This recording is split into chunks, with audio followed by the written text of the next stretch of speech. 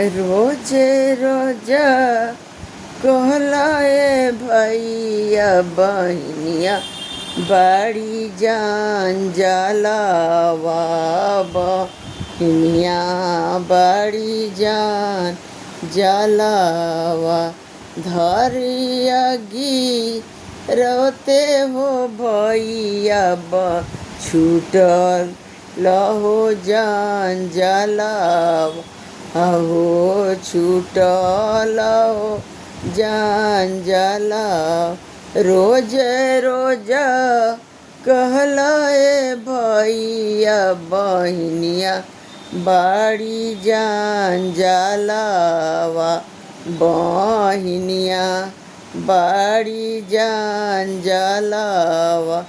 अरे धरी धरवगी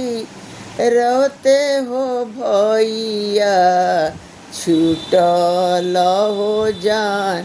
जलावा रे छूटल हो जान जला रोज रोज कहनी है पापा बेटी हई पराई ओ बेटी हईली पराई आ कन्यादाना देते हो पापा बेटी भैली पराई अरे बेटी भैली पराई रोज रोज कहनी है चाचा बेटी हई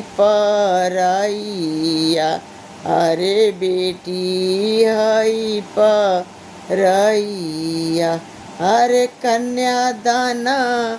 देते हो चाचा बेटी भैली पराइया अरे बेटी भैली पराइया।